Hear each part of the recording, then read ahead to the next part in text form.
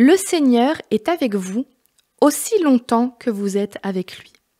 Si vous le cherchez, il se laissera trouver par vous. Mais si vous l'abandonnez, il vous abandonnera.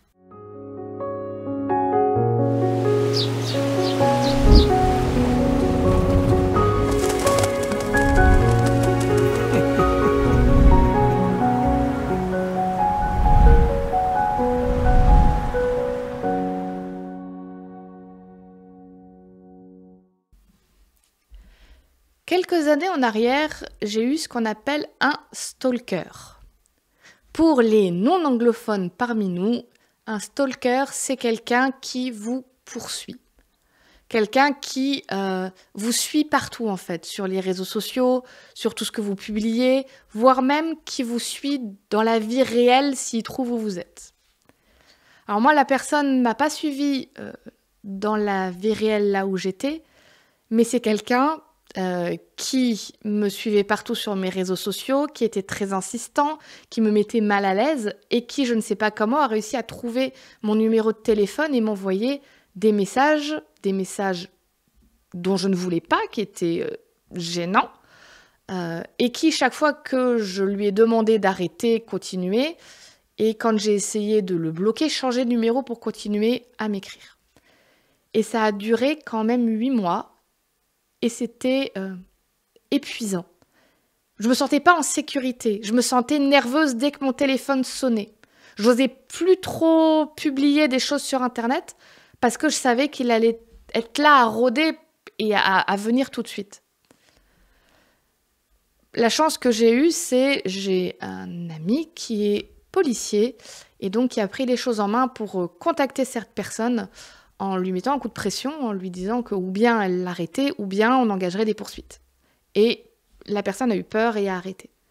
Mais j'ai encore ce souvenir d'impuissance et de malaise très profond, parce que je disais à cette personne, je ne veux pas de vos avances, je ne veux pas de vos messages, et sa réponse était, mais c'est un compliment, je ne vois pas pourquoi ça te gênerait, donc je ne vois pas pourquoi j'arrêterais. C'était très angoissant. Et je suis sûre que je ne suis pas la seule à qui c'est déjà arrivé. Et tout d'un coup, là, en relisant le texte d'aujourd'hui, qui est un texte un peu dur quand même de dire si vous voulez de Dieu, il se laissera trouver. Si vous l'abandonnez, il vous abandonnera. Ça a l'air un peu dur comme ça de ah bah, si tu abandonnes Dieu, il te laisse tomber aussi. Mais tout d'un coup, j'ai compris que cette phrase, elle veut peut-être plutôt dire que Dieu n'est pas un stalker. Dieu n'est pas quelqu'un où, si tu lui dis « je ne veux pas de toi dans ma vie », il s'y impose. Où il vient de force en disant « oui, mais je veux ton bien, donc j'ai le droit d'être là ». Dieu me respecte jusqu'au point que, même s'il a des bonnes intentions, et même si lui, il peut me sauver et améliorer ma vie, si je ne veux pas de lui, il dit « ok, je respecte ton choix ». Si tu ne veux pas prendre ma main, je ne prendrai pas la tienne de force.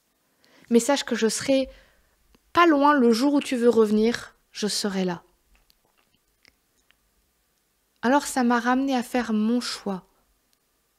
Est-ce que je veux de Dieu dans ma vie? Est-ce que je veux vraiment qu'il m'accompagne à chaque instant? Et je veux te dire, Dieu, tu seras jamais un stalker de ma vie.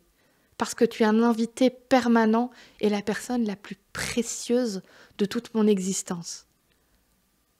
Je te dirai toujours, je veux te trouver.